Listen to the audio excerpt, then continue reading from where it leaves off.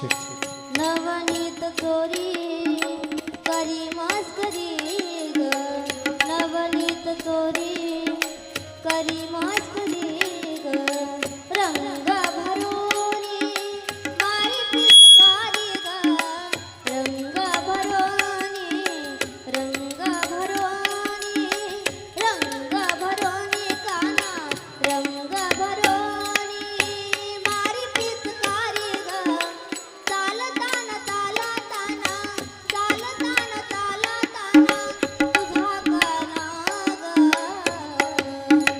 Gokul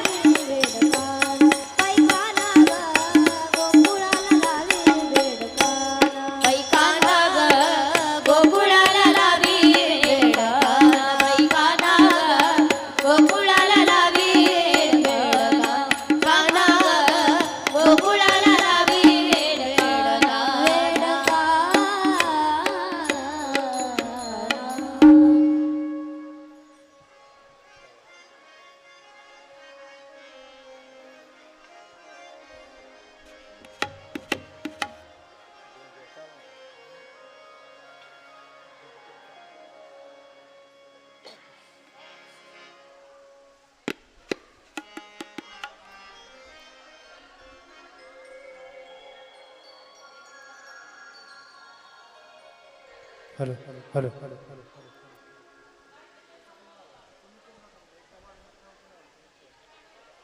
hello hello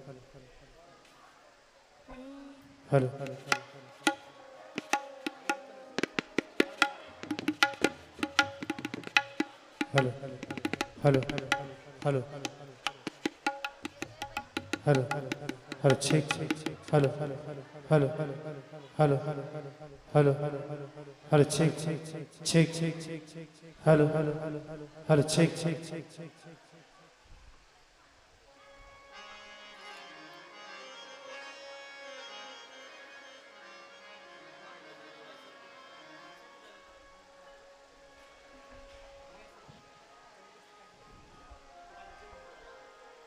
hello hello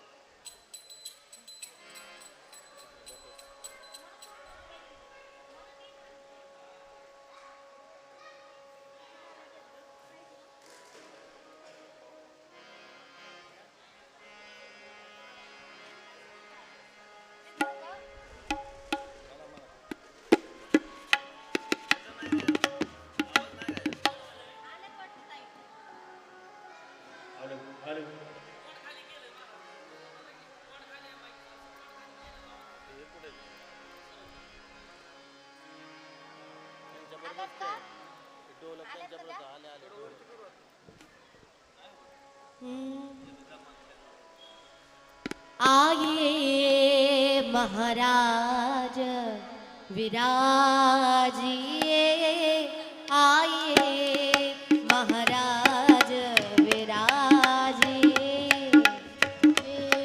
Maharaj विराजिए आइए महाराज विराजिए आइए महाराज विराजिए आइए महाराज विराजिए आइए महाराज विराजिए आइए महाराज हॅलो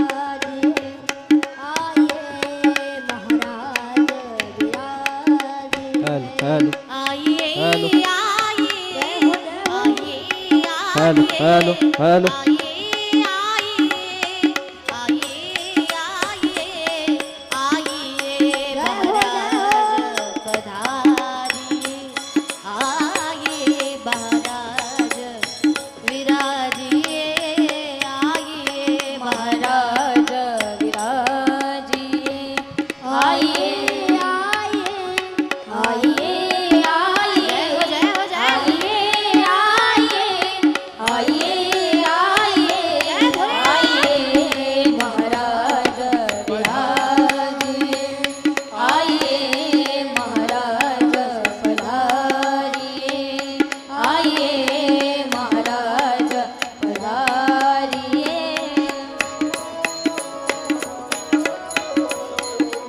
जय हो जय भोलेनाथ जय हो जय हरि बोल जय भोलेनाथ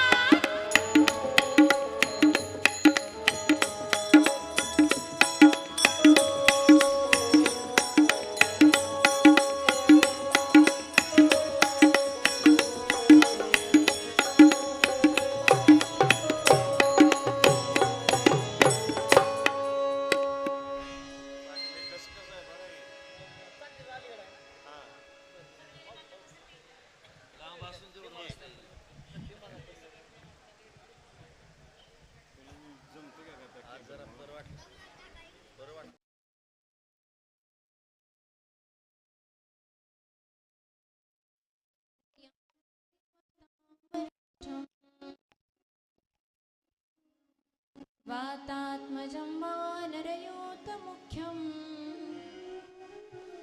श्रीराम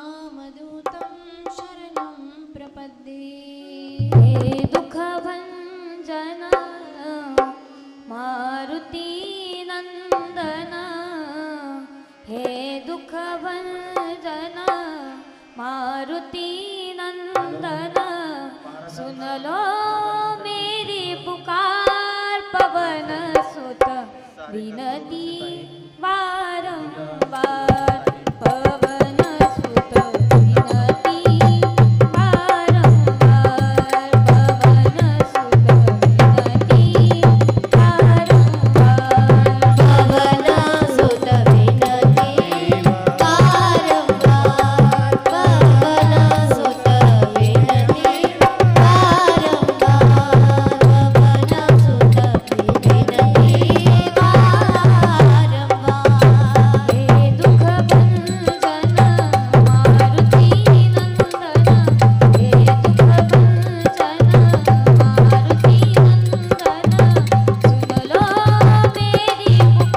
संगीतकार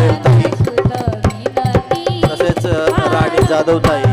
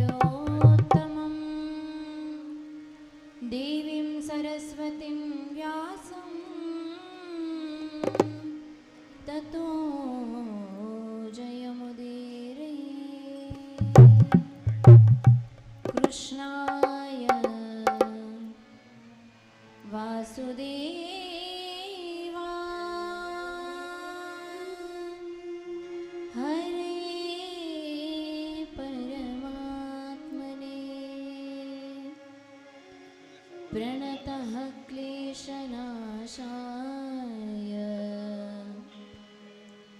श्रीकृष्णाय वयं नमः। अखण्डं मण्डलाकारं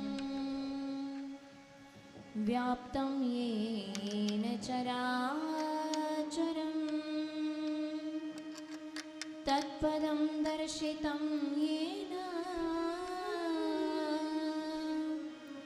वन्दे श्रीगुरुपदम्।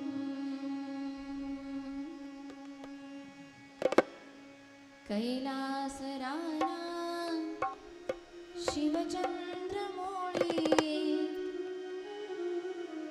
फणींद्र माथा मुकुटी झळाळी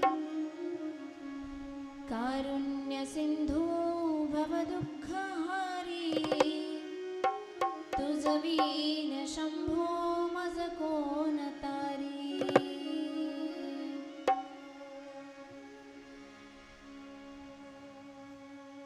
परम मंगलमय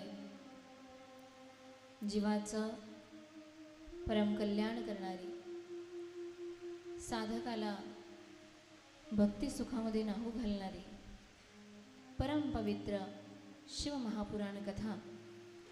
शिवमहापुराण कथेच्या आजच्या दुसऱ्या दिवसाच्या सत्रामध्ये सर्व शिवभक्तांचं शिवोपासकांचं अंतःकरणपूर्वक स्वागत करते.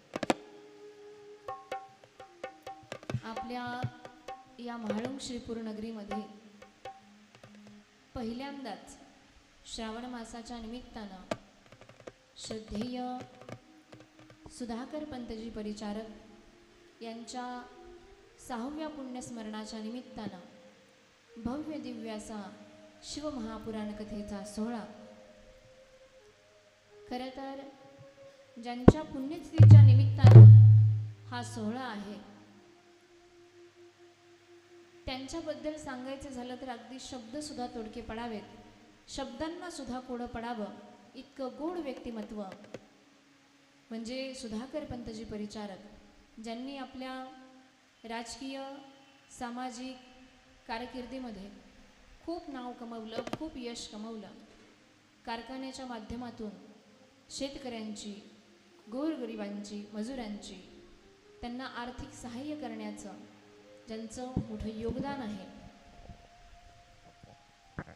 आणि त्यांच्याबद्दल मी असं ऐकलं की सकाळी 6:30 वाजता त्यांचं काम चालू व्हायचं, त्यांचा दरबार चालू व्हायचा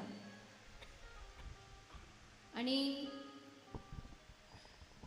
सकाळी 6:30 वाजता पेपरवाला आला आणि घरामध्ये घराच्या दारात पेपर टाकला. मालकांनी त्याला पेपरवाल्याला बोलवून घेतलं आणि पेपरवाल्याला टेन्शन आलं. कशाला बोलवलं असेल, कशाला आवाज दिला असेल.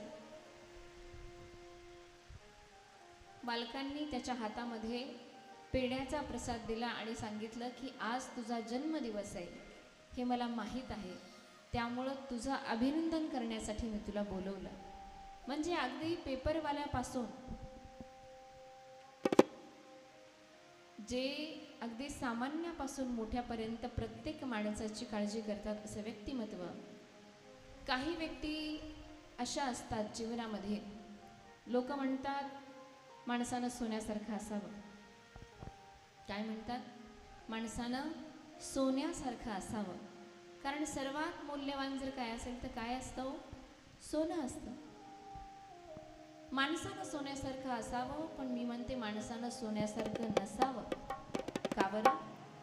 कारण सोनं फक्त हातामध्ये राहतं, सोनं गळ्यात राहतं. सोनं फार फार तर आपण लॉकरमध्ये ठेवतो, तिजोरीमध्ये ठेवतो.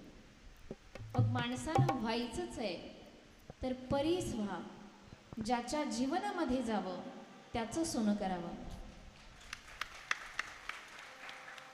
आणि असं आपल्या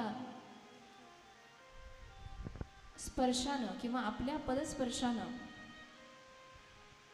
ज्यांचं जीवन पुनीत झालेलं आहे, सगळ्यांचं अगदी कारखान्यापासून अनेक शिक्षण संस्थांपासून सामाजिक शैक्षणिक कार्यामध्ये त्यांचं मोठं योगदान आहे.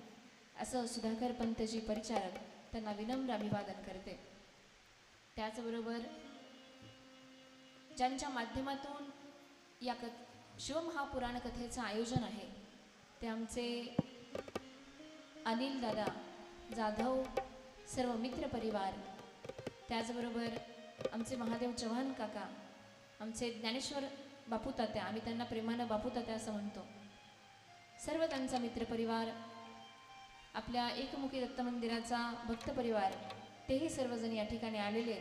आपण सर्वांच्या चरणारविंदावर साष्टांग प्रणिपात करते. त्याचबरोबर आज गायनाच्या साथीसाठी जे आहेत ते आमचे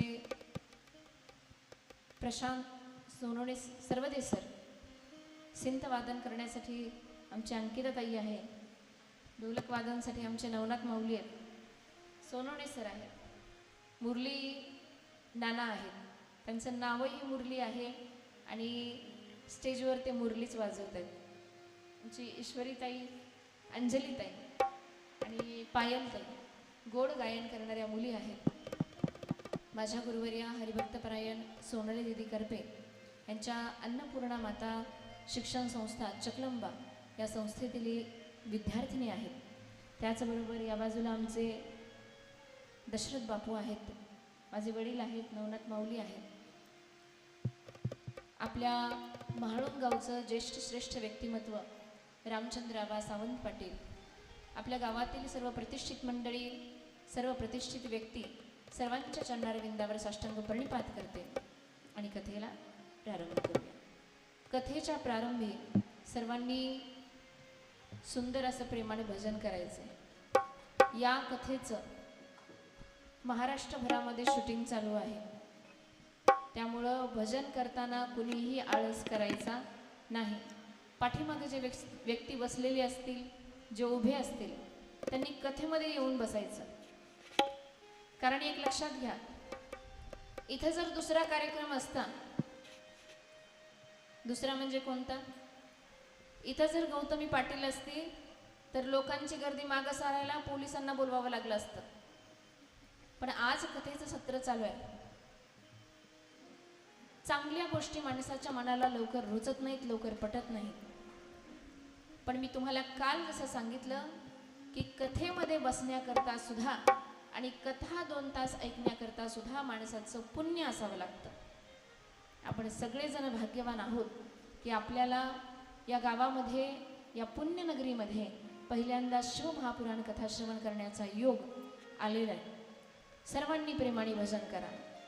या शिवमहापुराण कथेचं लाईव्ह शूटिंग ज्या चॅनलच्या माध्यमातून सुरू आहे ते ओम साई कीर्तन यूट्यूब चॅनल, त्या यूट्यूब चॅनलचे सर्व आमचे चेतन दादा, मला ते मुक्ताई म्हणतात, माझ्यावरती बहिणीप्रमाणे प्रेम करतात, त्यांचे खूप खूप आभार, खूप खूप धन्यवाद.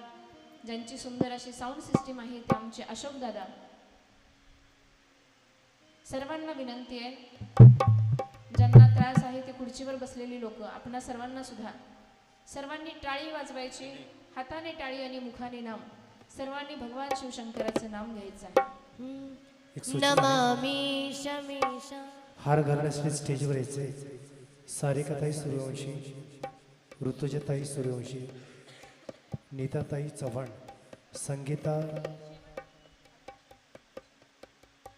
संगीताताई काळेर आणि राणीताई जाधव यांना विनंती आहे स्टेजवरती हार घालण्यासाठी. नमः शिवाय, नमः शिवाय, हर हर भोले, नमः शिवाय, नमः शिवाय, नमः शिवाय, हर हर भोले, नमः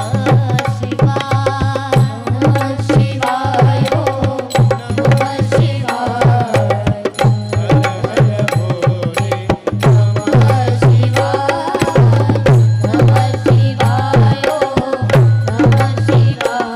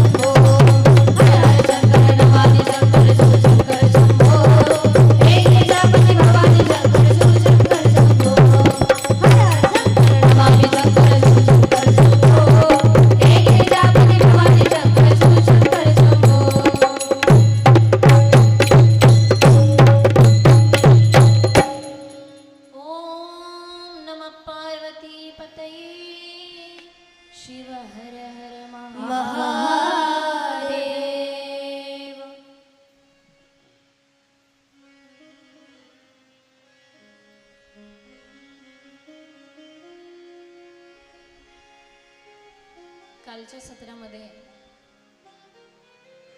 आपण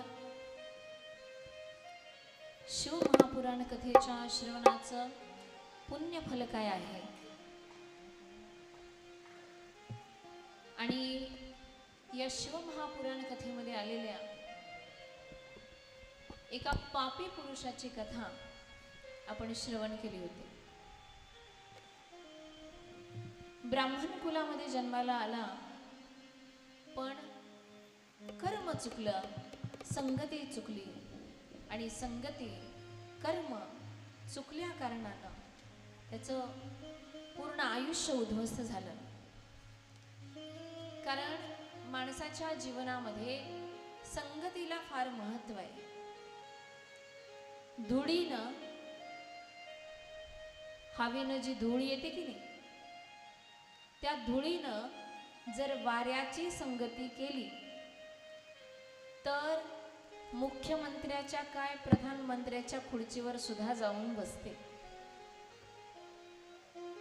आणि त्याच धुळीनं जर पाण्याची संगती केली तर चिखल होऊन पायदळी तुडवली जाते. माणसाचं सुद्धा असंच आहे. जीवनामध्ये संगत चुकली,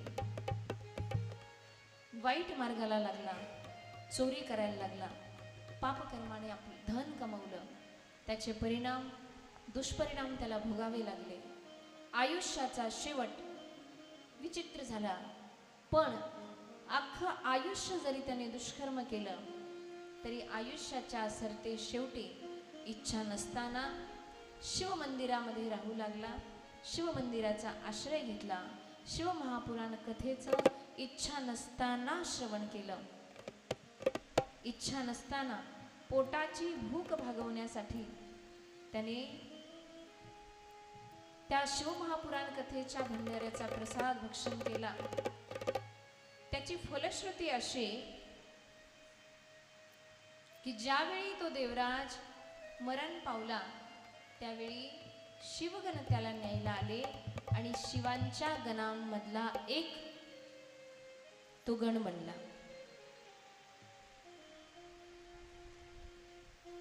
माणसाला देव ओळखायला सुद्धा नजर असावी लागते.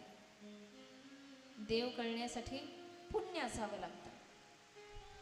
हे पहा, गोचिड गाईच्या कासेमध्ये राहतं, पण दूध अमृताचं पान ते करू शकत नाही. ते गाईचं रक्त पितं. तसं या जीवनरूपी संसारामध्ये राहत असताना चांगल्या गोष्टी घेण्यासाठी सुद्धा माणसाचं पुण्य असावं लागतं. चांगल्या गोष्टी असण्यासाठी चांगली नजर असावी लागते. भगवान श्रीकृष्णाने दुर्योधनाला सांगितलं की आपल्या नगरामध्ये कुणी पापी माणूस आहे का ते शोधून आण. कुणाला सांगितलं? दुर्योधनाला. आता मला सांगा, आपण महाराष्ट्रामध्ये राहतो, भारतात राहतो. दुर्योधन आपण आपल्यापैकी कोणाचं दुर्योधन नाव ठेवतो का? नाही ठेवत. का बरं? कारण कसा आहे तो? त्याचं कर्म वाईट आहे, वाईट वागणारा आहे. मग दुर्योधनाला सांगितलं, आता वाईट वागणाऱ्या माणसाची नजर कशी असेल? वाईट वागणाऱ्या माणसाचा दुसऱ्याकडे पाहण्याचा दृष्टिकोन कसा असेल?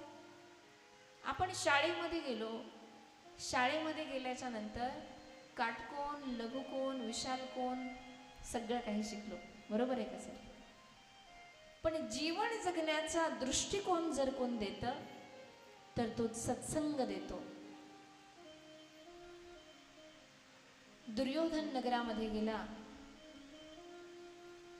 आणि राज्याच्या समोर सगळ्या लोकांची रांग लागली. भगवान श्रीकृष्णाला मोठा प्रश्न पडला, एवढी लोक आलेत कशाला? दुर्योधन म्हणाला, तुम्हीच नाही का मला सांगितलं होतं? काय? पापी लोक, दुराचारी लोक शोधून आण. मग हे कोण म्हणलं हे सगळे लोक मी शोधून आणले? मग दुर्योधनाच्या दृष्टीनं अख्खं नगरच पापी आहे, सगळी लोकच पापी आहेत. का बरं? त्याला असं का वाटलं? कारण स्वतः तो दुर्व्यवहार करणारा आहे, स्वतः तो वाईट आहे.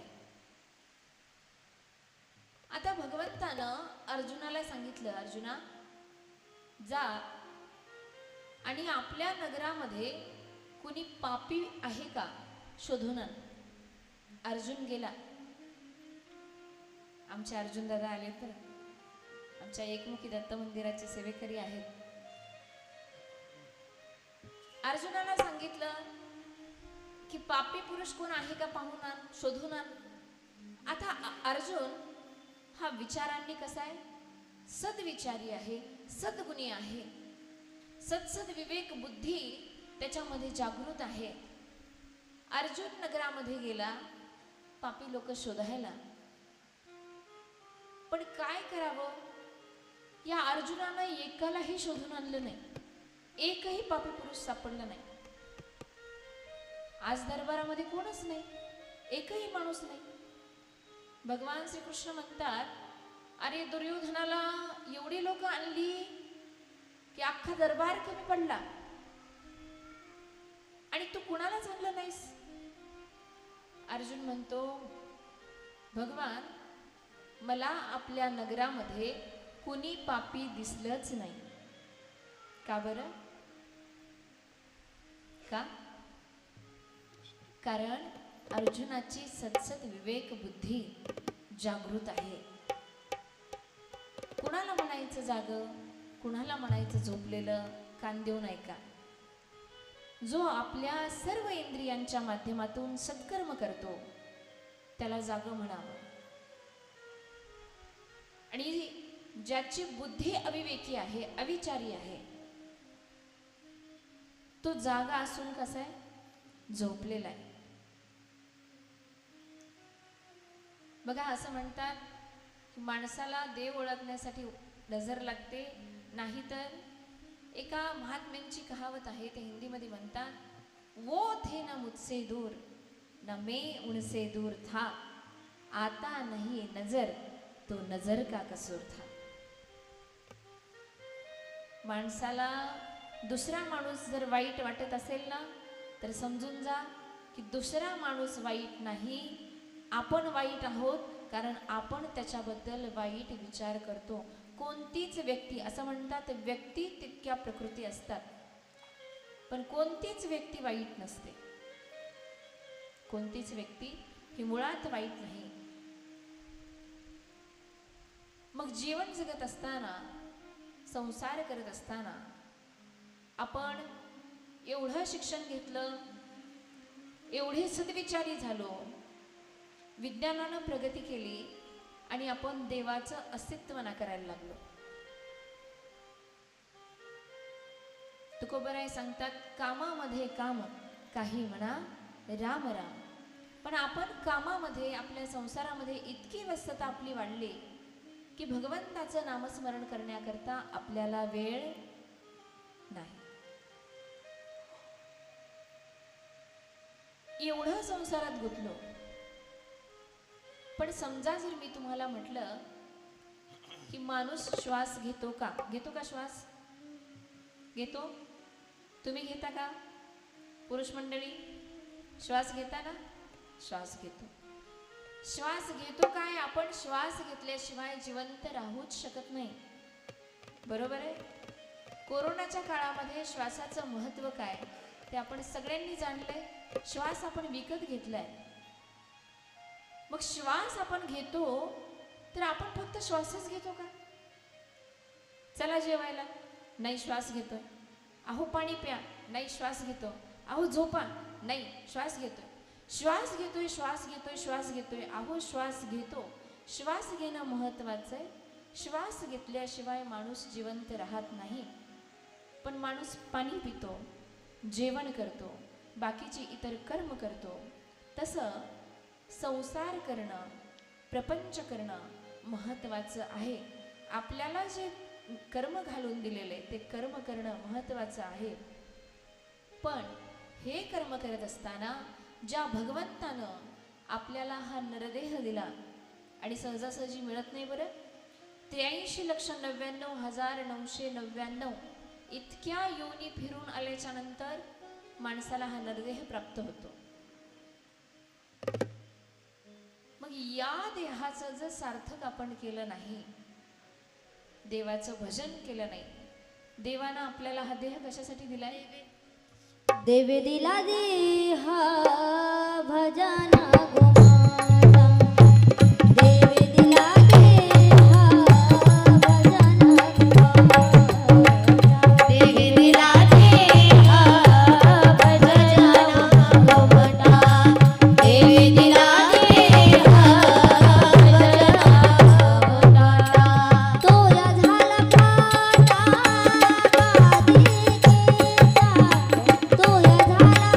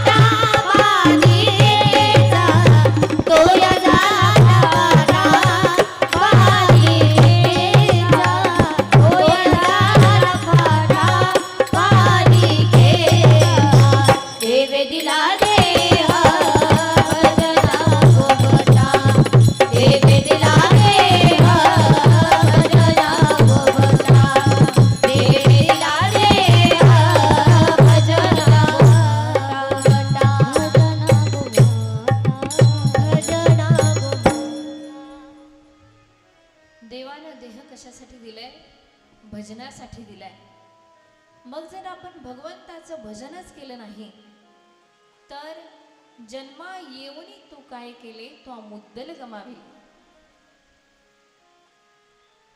जन्माचं सार्थक कशात आहे? भजनामध्ये आहे, सत्संगमध्ये आहे.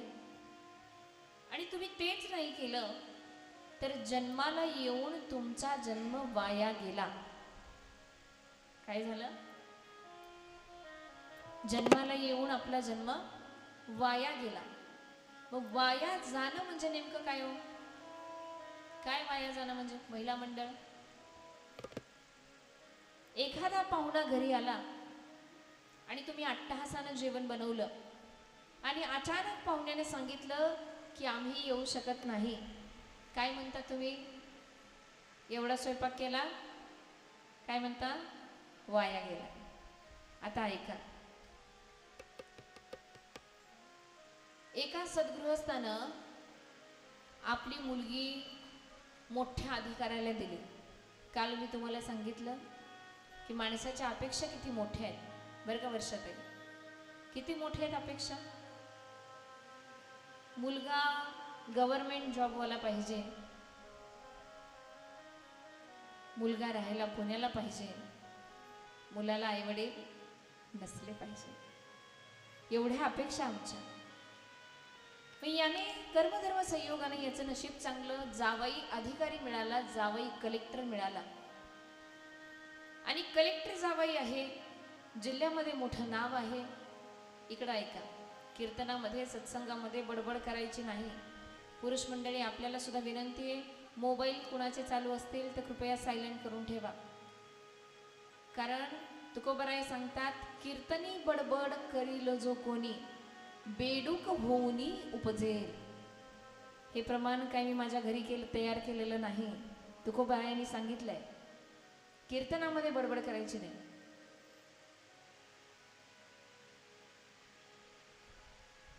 याला वाटलं आपला जावई किती मोठा आहे, अधिकारी आहे, कलेक्टर आहे, हे माझ्या गावाला कळलं पाहिजे, सगळ्या गावाला समजलं पाहिजे. आणि मग मोठ्या अट्टहासानं जावयाला कोणता दिवस रिकाम आहे. आता जावई किती लाडका असतो सासूचा ते आपल्याला सांगायची गरज नाही, बरोबर आहे का? गरज नाही सांगायची. मग जावयाला बोलवलं, तारीख कोणती रिकामी आहे जावयाची? तारीख घेतली आणि त्या काळामध्ये काही 4 व्हीलर नव्हत्या. माणसानं प्रवास करायचा, अधिकारी जरी असला तरी बसने प्रवास करायचा. आणि अचानक जावयाला काहीतरी काम निघालं. हा सद्गृहस्थ माझा जावई येणारे, सकाळी 9च्या गाडीनं बसमधून उतरणारे, सगळी गावकरी मंडळी फेटे बांधून बस स्टॉपवर जावयाच्या स्वागताला. यांनी बँड सुद्धा आणला का जावयाचं वाजत गाजत स्वागत केलं पाहिजे. खूप मोठा अट्टहास. 200-300 नाही, अख्ख्या गावाला चुलबंद निमंत्रण. म्हणजे 5000 लोक बोलवले. गावात सगळ्यांना सांगितलं माझा जावई येणार आहे. का? कारण याला दाखवायचं होतं माझा जावई किती मोठा आहे, माझा जावई अधिकारी आहे. सकाळी 9ची बस आली. मोठ्या आतुरतेनं हा वाट बघत होता. बस मधली सगळी लोक उतरली पण जावई उतरला नाही. मग सासऱ्याचा चेहरा उतरला. जावई उतरला नाही, सासऱ्याचा चेहरा उतरला. आणि बसमधून एक चिठ्ठी आली की अचानक काहीतरी काम निघाल्यामुळं मी सकाळी 9च्या बसनं येऊ शकत नाही, मला माफ करा. मग हा माणूस जो सासरा आहे, ज्याने एवढा अट्टहास केलाय, अगदी नाराज होऊन बारीक तोंड करून घरी आला. सगळेजण घरी परतले. मग आता सगळी लोक आली होती, 5000 लोक आली होती. 5000 लोकांना पंचपक्वान्नाचं जेवण केलं होतं. मग एक वयोवृद्ध माणूस म्हणाले, वयोवृद्ध गृहस्थ म्हणाले की आता जावई का आलं नाही, एवढी लोक येऊन बसलेत, एवढं जेवण बनवलंय, बसू द्या पंक्ती, जेवू द्या. लोक जेवायला बसली. पण हा सासरा जो आहे तो इकडून तिकडून फिरताना म्हणायचा एवढं सगळं केलं वाया गेलं, एवढं सगळं केलं, एवढं सगळं केलं. एक वयोवृद्ध व्यक्ती उठली आणि म्हटली कुठं वाया गेलं, जेवली ना 5000 लोक. 5000 लोक जेवली, पण ज्याच्यासाठी एवढा सगळा अट्टहास केला तो आला नाही, म्हणून एवढं सगळं केलेलं वाया गेलं. तसं आपल्याला हा जो नरदेह मिळालाय कशाकरता? भजनाच्या करता. ते जर आपण केलं नाही, जीवनामध्ये सत्संग केला नाही, जीवनामध्ये पुण्यकर्म केलं नाही, सत्कर्म केलं नाही, तर एवढं सगळं आपल्याला नरदेह मिळून काय झालं? तो वाया गेला. आयुष्याच्या सरते शेवटी देवराजनं प्रसाद भक्षण केला आणि त्याचं कल्याण झालं. तसंच एका पापी स्त्रीची कथा या शिवमहापुराण कथेमध्ये आलेली आहे. व पापी पुरुषाचा उद्धार झाला, पापी स्त्रीचाही उद्धार होईल का? नक्कीच होणार.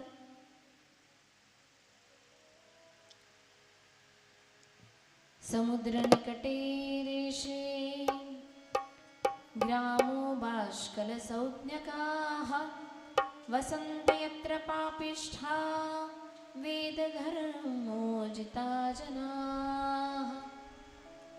समुद्राच्या किनाऱ्यावर एक बाष्कल नावाचं गाव आहे आणि त्या बाष्कल नावाच्या गावामध्ये ते गाव असे, गावामध्ये एकही मंदिर नाही. ते गाव असे, गावामध्ये एकही व्यक्ती भजन करत नाही. गावामध्ये एकही व्यक्ती सत्कर्म करत नाही. दुराचार करणारं, दुर्व्यवहार करणारं असं ते गाव आहे. आणि ज्या गावामध्ये मंदिर नाही, ज्या गावामध्ये भजन नाही, ज्या गावामध्ये संकीर्तन नाही, ते गाव नसतं. ते गाव एका स्मशानाप्रमाणे असतं. स्मशान ते भूमी प्रेतारूपी जन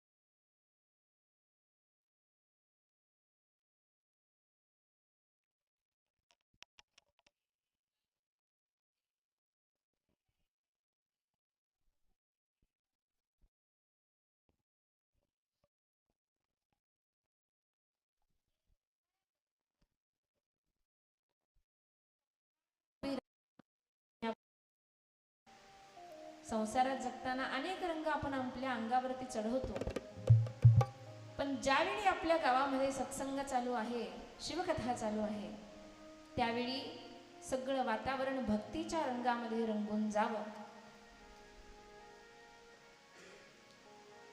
आणि काही काही जणी लाल रंगाच्या साड्या घालून आल्या. पावसाचं वातावरण आहे, मालकाला सांगितलं, अहो तेवढे कपडे काढून ठेवता का, तुमचेच धुतलेत, वाळू घातले. हे म्हणाले, तुला सत्संगला जायचंय तर जा, तुझे कपडे आणि तू. मग उशीर होईल मला घरी यायला, 9:30 वाजतील, 10 वाजतील. घराला तेवढं कुलूप घालून बाहेर जायचं असलं तर घराला कुलूप घालून बाहेर जा. तुम्ही घराला कुलूप घातलं, पण त्या घराच्या कुलपाला खूप जुनं कुलूप आहे, तुमच्या सासूच्या काळातलं,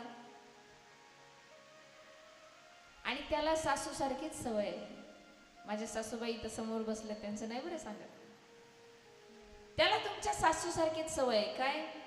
कुलपाला झटका दिल्याशिवाय कुलूपच लागत नाही.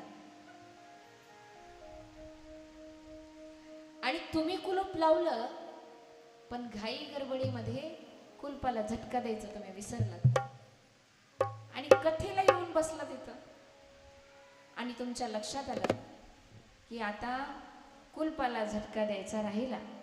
मग तुमचं मन काय करत असेल? घरी कुलपाला झटके मारत असेल. म्हणजे तुम्ही शरीराने येत आहेत आणि मनानं घरी आहे. म्हणजे माणसाचं मन कसं आहे? मन चंचल चपळ जाता येता लगे वेळ, जता येता लगे वेळ, जाता येता. आणि 2 तांबे पाणी जर तुम्ही महादेवाला अर्पण केले तर त्या व्यक्तीला सद्गती प्राप्त होते. आपल्या वाडवडिलांपैकी कुणी सर्पदंशाने गेलेले असेल तर आपण हा प्रयोग करायचा.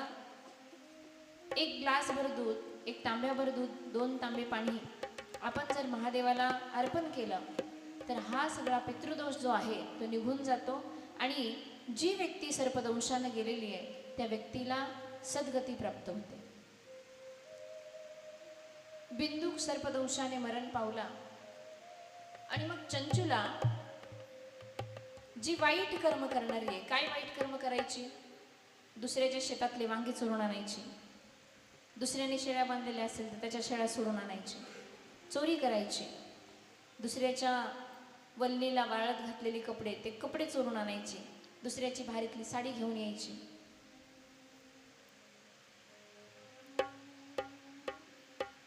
आणि आता पती गेल्यानंतर ती अनेकच स्वैराचारी बनली, आणखीन दुष्कर्म करायला लागले, कारण आता तिला कुणाचाही धाक राहिला नाही. मग असं करत असताना ही चंचुला आपल्या भावांबरोबर एका तीर्थक्षेत्राच्या ठिकाणी भ्रमण करता करता आली, आणि तिनं एका मंदिरामध्ये शिवमहापुराण कथा चालू असताना तिनं ऐकलं, महाराज सांगत होते की माणूस जसं कर्म करतो तसं त्याला भोगावं लागतं. केले कर्म झाले त्याची भोगाले, केले कर्म झाले त्याची भोगाले, केले कर्म झाले त्याची भोगाले, केले कर्म झाले त्याची भोगाले. उपजले मेले पैसे, केले कर्म झाले त्याची भोगाले, केले कर्म झाले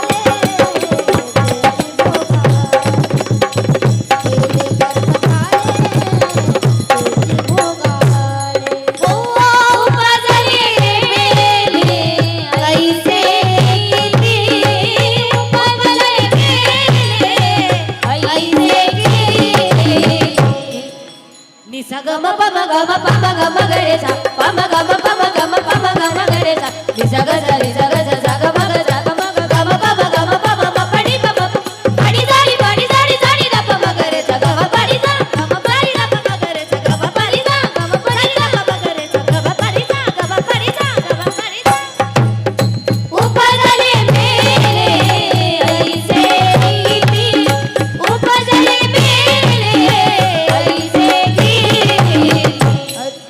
गाता हरभरणीच्या हरिमुखी गाता हरभरणीच्या हरिमुखी गाता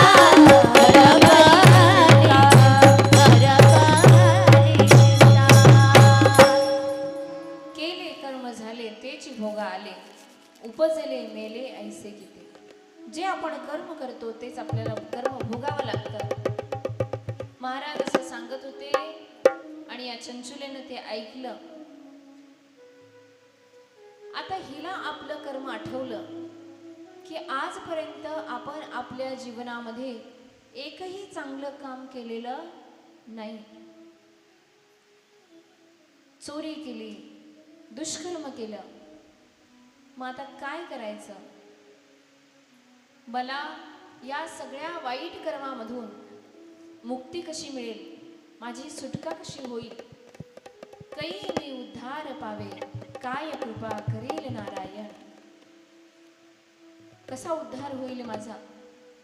कारण महाराजांनी नरकातल्या यातना कथेमध्ये सांगितलं, जर वाणीनं खोटं बोललात तर जिव्हा कापली जाते.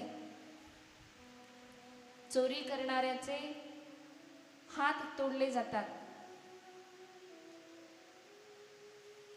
जो दुसऱ्यांची निंदा करतो त्याच्या तोंडामध्ये जळते निखार टाकले जातात. कारण निंदेसारखं दुसरं महापातक नाही. त्यामुळं आपल्या वाणीनं कधी कुणाला वाईट बोलायचं नाही. मांसाहार फक्त अन्नाचाच नाही. मांसाहार हा वाणीचा आहे, हा डोळ्यांचा आहे, कानाचा आहे, आपल्या वागण्याचा आहे. आपण आपल्या वाणीनं अशुद्ध बोललो, दुसऱ्याची निंदा केली, दुसऱ्याला वाईट बोललं, तो सुद्धा वाणीचा मांसाहार आहे. आपण कानाने चांगलं ऐकण्याच्या ऐवजी वाईट गोष्टी ऐकल्या, तो कानांचा मांसाहार आहे. आपण आपल्या शरीरानं, आपल्या डोळ्यानं वाईट गोष्टी पाहिल्या, तो सुद्धा मांसाहार आहे. आपण आपल्या हात पायानी जर वाईट कृत्य केलं तर तो सुद्धा मांसाहार आहे. मांसाहार हा फक्त अन्नाचाच नाही, तर हे सगळे दुष्कर्म हे सुद्धा मांसाहारामध्ये आहेत. महाराजांनी सांगितलं, नरकातल्या यातना काय असतात ती ऐकायला लागली. परस्त्री गमन केल्याच्या नंतर एक अग्नीचा तप्त खांब आहे. त्या खांबाला बांधलं जातं. या सगळ्या नरकातल्या यातना तिनं ऐकल्या आणि चंचुला घाबरली, खूप घाबरली. आता ती म्हणते, महाराज सत्संग चालू आहे, विचार करते, महाराजांना विचारू कसं? मी इतकं पापकर्म केलं. शिवमहापुराण कथा संपली आणि चंचुला महाराजांचं दर्शन घेण्याकरता स्टेजवर आली. वर येताना पायरी अडखळून घसरून पडली. महाराजांनी तिला उचलण्यासाठी आपले हात पुढे केले तर चंचुला म्हणते, महाराज मला स्पर्श करू नका, कारण आजपर्यंत या शरीरानं फक्त वाईटच कर्म केलेलं आहे. मी पापी आहे, अभागी आहे. माझ्या शरीराला तुम्ही स्पर्श करू नका. तुम्ही पुण्यवान महात्मे आहात. काय करू मी म्हणजे आता मला ह्या सगळ्या नरकांच्या यातनेतून सुटका मिळेल? मला उपाय सांगा. प्रभुजी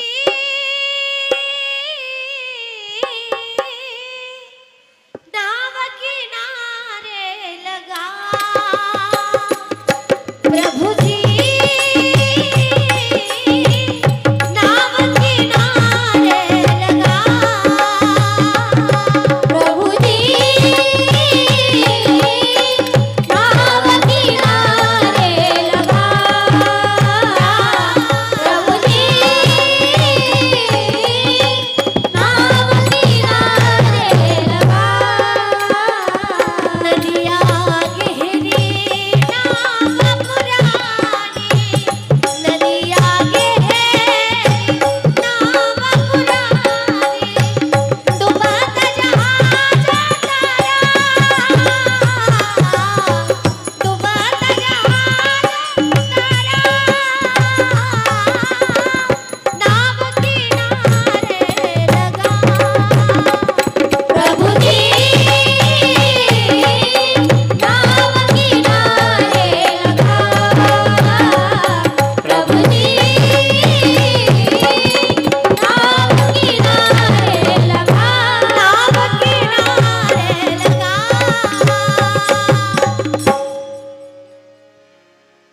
तुझी नाव किनारी लगाव, माझी जीवनरूपी नौका ती तारुण कशी न्यायची ते मला कृपया सांगा.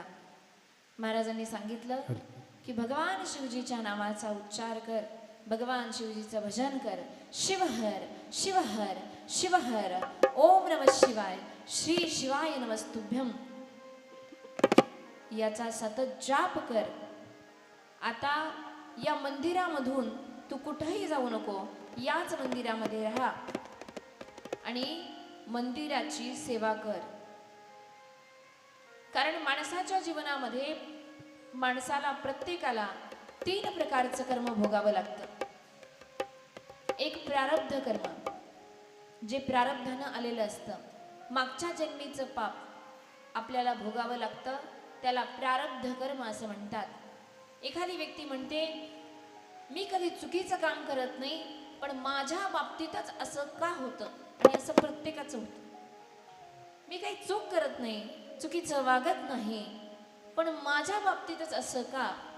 तर का हे लक्षात घ्या, तुम्ही चुकीचं वागत नसला, चुकीचं काम करत नसला तरी मागच्या जन्मी तुमच्या प्रारब्धानं तुम्ही मागच्या जन्मीचं जे कर्म केलेलं आहे ते तुमच्या प्रारब्धामध्ये जमा झालं आणि तुम्हाला या जन्मात ते कर्म भोगावं लागतं. त्याला प्रारब्ध कर्म असं म्हणतात. आणि हे प्रारब्ध कर्म फक्त आणि फक्त भगवंताच्या सेवेनंच कमी होऊ शकतं. दुसरं आहे क्रियामान कर्म. म्हणजे आपण जे काही काम करतो, जे काही कर्म करतो, त्या कर्माचं फळ माणूस म्हणतो पहा, ह्या हातानं करायचं आणि ह्या हातानं फेडायचं. त्याला क्रियामान कर्म असं म्हणतात. जे कर्म करावं, वाईट कर्म केलं तर वाईटच फळ मिळतं, क्रियामान कर्म. आणि आपल्या जन्मोजन्मीचं सातत आलेलं आणि आपल्याला फेडावं लागणारं ते असतं संचित कर्म.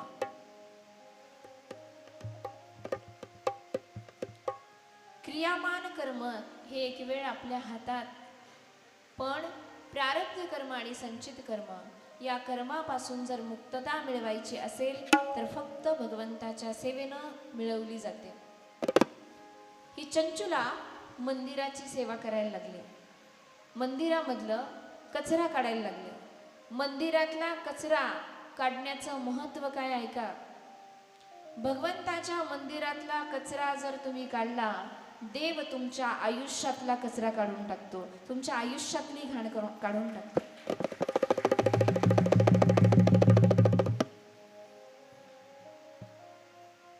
आणि भगवान शिवजी एवढा भोळा देव आहे.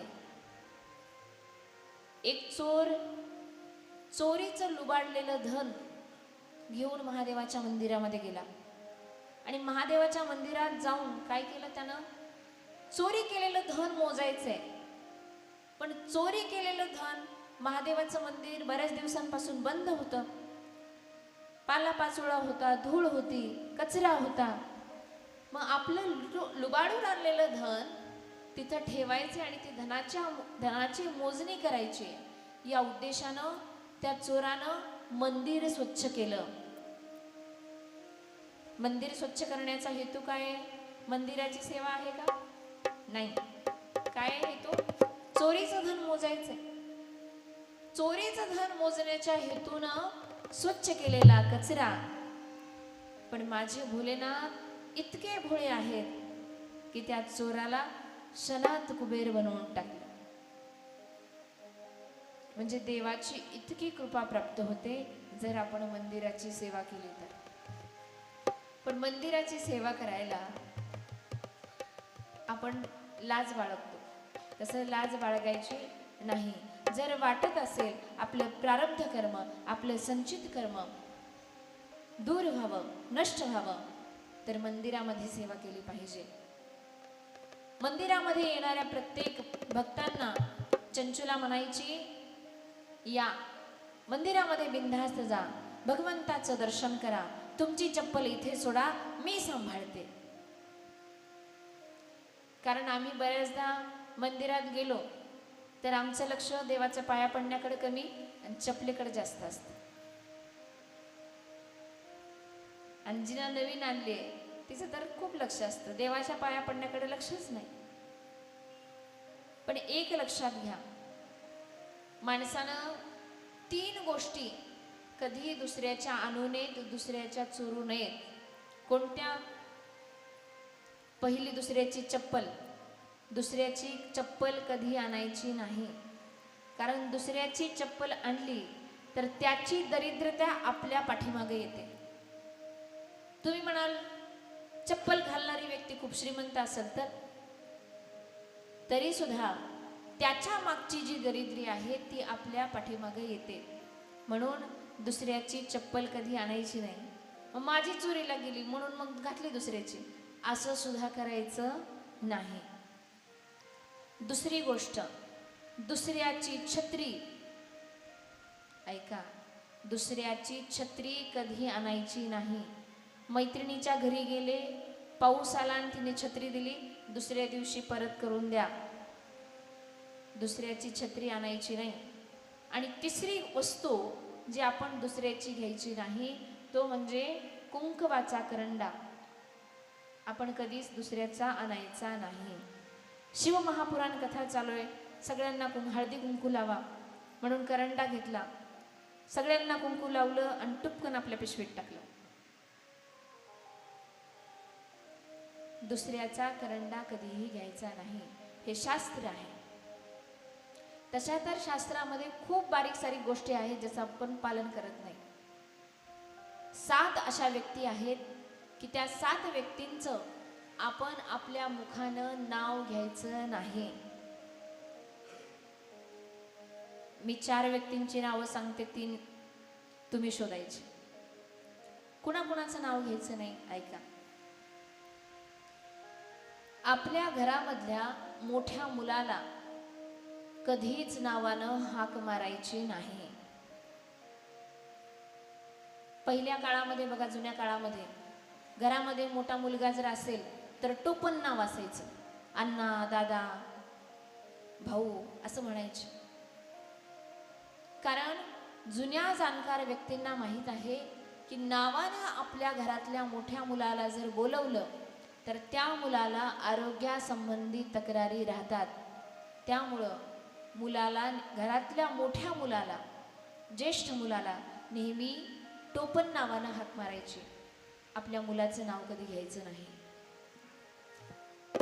दुसरी व्यक्ती जिला आपण नावानं बोलवायचं नाही, त्याचं नाव घ्यायचं नाही, ती म्हणजे आपल्या गुरुला आपण कधी एकेरी नावानं बोलवायचं नाही. आपल्या गुरुचं नाव कधी एकेरी घ्यायचं नाही, त्यांचं नाव घेऊ नये. त्यांचं एकेरी नाव घेतलं तर त्याचे दोष लागतात. तिसरी व्यक्ती, एखाद्या कृपण व्यक्तीचं, कृपण व्यक्ती म्हणजे जी व्यक्ती कंजूस आहे, तिचं नाव आपण आपल्या मुखात कधी घ्यायचं नाही. नाहीतर काही काही जण म्हणतात 3000 रुपयाची पावती फाडली मी कथेसाठी आणि ही बघा याने रुपये सुद्धा दिलं नाही. तुम्ही देणगी देऊन उपयोग नाही, तुम्ही दान करून उपयोग नाही. जी कंजूस व्यक्ती आहे, जी कधी आपल्या हाताने सत्कर्म करत नाही, दानधर्म करत नाही, अशा कृपण व्यक्तीचं आपण आपल्या मुखानं कधीच नाव घ्यायचं नाही. आणि चौथी व्यक्ती म्हणजे आपल्या पतीचं आपण कधी नाव घ्यायचं नाही. उखाण्यात घ्या, पण असं नावानं बोलवायचं नाही. पण आमच्याकडे पुणे विद्येचं माहेरघर आहे. मुलगी शिकली, प्रगती झाली आणि एवढी झाली, आम्ही कीर्तनाला एका घरी गेलो आणि त्यांनी विचारलं, ताई तुम्हाला चहा करू का कॉफी करू? मग आता महाराज आहे म्हणल्यावर वजनच सांगितलं पाहिजे, कारण महाराज सुद्धा वजनदार आहे. म्हणलं कॉफी करा. ती ताई म्हणली थांबा, दूध नाही कॉफी करायला. मग तिने आवाज दिला, सचिन. दुपारची वेळ होती, भर दुपारची. म्हणलं राहू द्या ताई, लेकरू झोपलं असं. ते म्हणली थांबा ताई. पुन्हा हाक मारली, सचिन. अहो ताई राहू द्या, माझी कॉफी घेण्याची इच्छा नाही, राहू द्या. लेकरू झोपलं असेल. तिसऱ्या वेळेला हाक मारली. अहो म्हणलं ताई राहू द्या. ती म्हणली लेकरू झोपलं असेल हो. ती म्हणली लेकरू नाही, मग लेकराचा बाप आहे. म्हणजे आपल्या पतीला आपण नावानं हाक मारतो, ती नावानं हाक मारायची नाही. त्याच्या आयुष्यामध्ये कमी होते. त्यामुळं आपल्याकडे आपल्या हिंदू धर्म संस्कृतीमध्ये पतीला अहो असं म्हणतात. बघा ऐका, प्रत्येक गोष्टीचं किती शास्त्र आहे. आपल्या भारतीय संस्कृतीनं किती सायंटिफिक मॅनेजमेंट केलेलं आहे. अ हा शब्द मराठी वर्णमालेतलं पहिलं वर्णाक्षर आहे. अ वॉवेल ज्याला आपण म्हणतो, स्वर.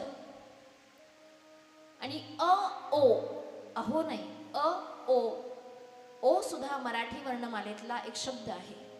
मराठी वर्णमालेमध्ये मराठी वर्णमालेत किती स्वर आहेत? एकूण 12 स्वर आहेत. इंग्रजीमध्ये 5 स्वर आहेत, तसे मराठी वर्णमालेमध्ये 12 स्वर आहेत. अ पहिला स्वर, ओ हा 11वा स्वर. अ ओ असं म्हटल्याच्या नंतर काय होतं, तर आपण एखादी व्यक्ती, समजा आपला पती बाहेरून आलाय, अनेक कामं असतात, खूप ताण असतो डोक्याला, कोणी पैशासाठी फोन करतं, जबाबदाऱ्या असतात घरातल्या, आणि तुम्ही आल्याच्या नंतर त्या व्यक्तीला नाव घेऊन जर हाक मारली तर त्याचा मेंदू पटकन अलर्ट होतो. आणि मेंदू अलर्ट झाल्यामुळं त्या मेंदूला चेतना लवकर पोहोचतात आणि त्या व्यक्तीला पटकन राग येतो. पण तुम्ही नाव न घेता जर अ ओ असं म्हणलात तर या अ ओ या स्वरामुळं हे स्वर कानावर पडल्याच्या नंतर बाहेरून आलेल्या व्यक्तीचा राग शांत होतो आणि ती व्यक्ती प्रेमानं बोलते. म्हणून तुम्हाला जर वाटत असेल की आपल्या पतीनं आपल्याला प्रेमानं बोलावं, तर पतीला नावानं आवाज द्यायचा नाही. मला विश्वास आहे तुम्ही देत नसाल, कारण तुम्ही माळूंचे. आपल्याकडे आणखीन ती संस्कृती आलेली नाही. की चंचुला मंदिरामध्ये सेवा करायला लागली आणि एवढी निष्ठेनं सेवा केली. भगवंताचं रात्रंदिवस भजन करते, मंदिरामध्ये आलेल्या लोकांची सेवा करते, आणि या सेवेची फलश्रुती तिला अशी मिळाली. या चंचुलीने ज्यावेळी आपला देह ठेवला त्यावेळी शिवलोकातले गण हिला न्यायला आले आणि पार्वती मातेनं या चंचुलेला आपली सखी बनवलं. सखी म्हणजे मैत्रीण बनवलं. इतकं पुण्य कमावलं, इतकं पुण्य कमावलं. म्हणजे जी दुष्कर्म करणारी चंचुला होती, सेवेचं फळ, मंदिरातली सेवा आणि प्रभूची सेवा, त्याचं फल असं की ही चंचुला माता पार्वतीची सखी बनली. पण माता पार्वतीची सखी बनली तरी ही चंचुला दुःखी आहे. एके दिवशी ही चंचुला खूप शांत बसली, नाराज होती. पार्वती मातेने विचारलं, चंचुला तुला काय झालं, काय एवढी दुःखी आहेस, का नाराज आहेस? चंचुला म्हणते, माता मला तर सद्गती मिळाली.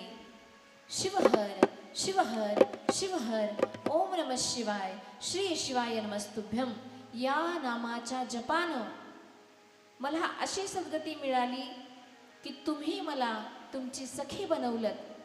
पण माझा पती जो आहे तो सर्पदंशानं मृत्यू पावलेला आहे आणि त्याला ही सद्गती मिळावी, कारण पत्नीचा धर्म आहे. पत्नी म्हणायचं कुणाला? पतनात त्रायते इति पत्नीही, असं शास्त्र सांगतं. कुणाला म्हणायचं पत्नी? जी आपल्या पतीला पापापासून लांब नेते, पाप करण्यापासून प्रवृत्त करते. आपला पती वाईट मार्गाला चाललाय तर ती त्याला गोड बोलून असेल, प्रेमानं असेल, वाईट कर्मापासून प्रवृत्त करून चांगल्या मार्गाला लावते, त्याला पत्नी असं म्हणतात. जी पापापासून लांब नेते तिला पत्नी म्हणतात आणि जे आई बापापासून लांब नेते तिला बायको म्हणतात. तुम्ही कोण आहे? हा? पत्नी आहे का बायको? हा. ही चंचुला म्हणते माझ्या पतीला सद्गती मिळाली पाहिजे. माता पार्वती म्हणतात इतकंच ना, मग पतीला सद्गती मिळावी याच्याकरता तुंबरांना बोलवून घेतलं. तुंबर हे आपण नाव ऐकलं असेल, कारण काकड्यामध्ये वर्णन आहे. नारद तुंबर, नारद तुंबर सनकादिक ऋषींच्या कोटी असं म्हटलेलं आहे.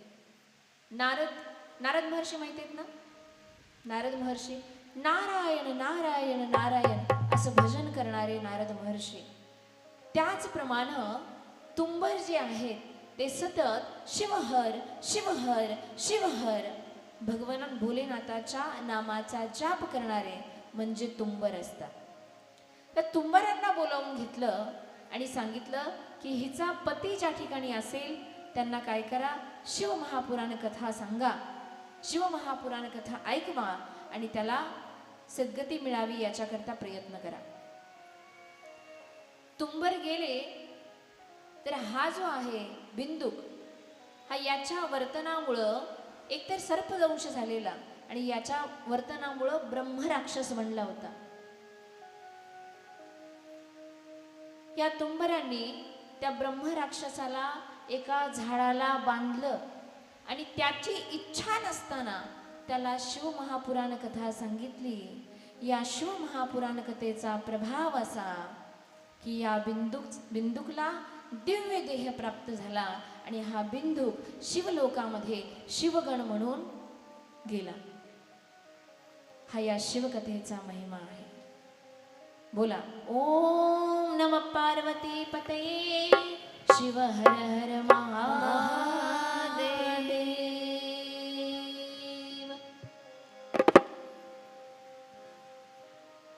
एक 2 मिनिटं आपणा सर्वांना विनंती आहे की आपण 1 तास झालं बसलाय आणि श्रावण महिना आहे, पंचमी झालेली आहे.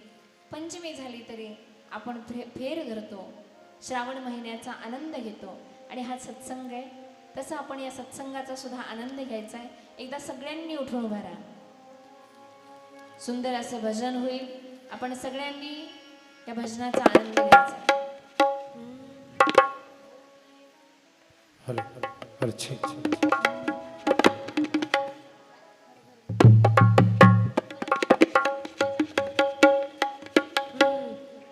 भोले बाबा हो भोले बाबा, भोले बाबा हो भोले बाबा, भोले बाबा हो भोले बाबा, भोले बाबा हो भोले बाबा, भोले बाबा हो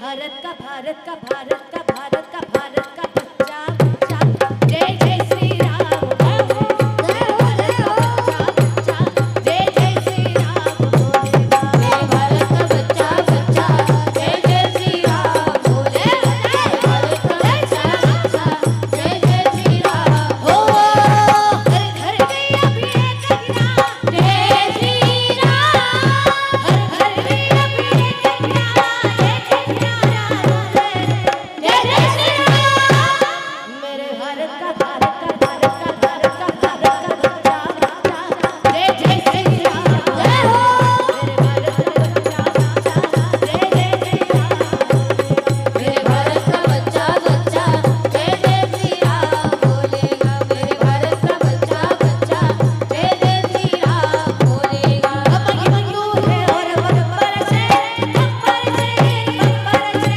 बम्पर से बम्पर से बम्पर से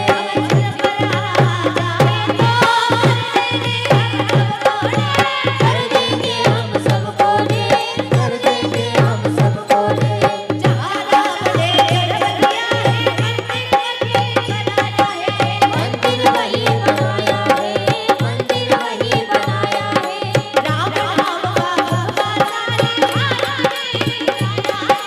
भारत में लहराया है भारत में लहराया है राम नाम का देखे प्यारा जय श्री राम ओ राम नाम का देखे प्यारा राम तुम में डोले जय जय श्री राम मेरे भारत का भारत का भारत का भारत का बच्चा हो जय जय श्री राम जय हो मेरे भारत का बच्चा जय जय श्री राम बोलेगा मेरे भारत का बच्चा बच्चा जय जय श्री राम बोलेगा मेरे भारत का बच्चा बच्चा जय जय श्री राम बोलेगा बच्चा बच्चा जय जय श्री राम बोलेगा सियावर रामचंद्र भगवान की जय ओम नमः पार्वती पते शिव हर हर महादेव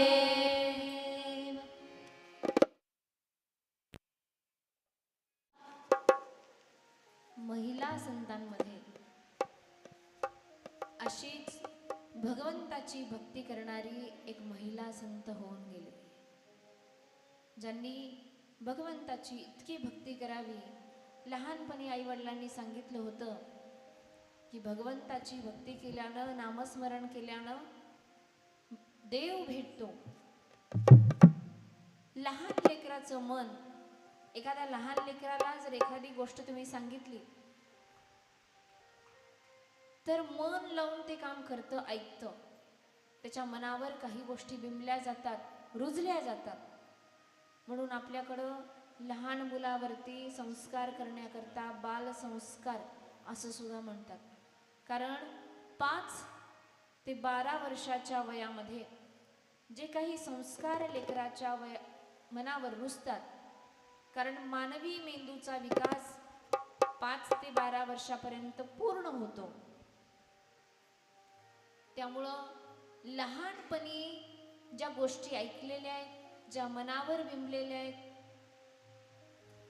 त्याच आचरण माणूस आयुष्यभर करतो म्हणून माझी महिला माऊल्यांना विनंती आहे की सत्संगाला येताना शिवकथेला येताना आपल्या लेकरांना सोबत आणा त्यांच्या कानावरती ओम नमः शिवाय श्री शिवाय नमस्तुभ्यम हे शब्द त्यांच्या कानावर पडू द्या इथं काही जाणकार मंडळी बसलेली आहेत येमाई देवीचं अधिष्ठान आपल्या म्हाळुंग गावामध्ये आहे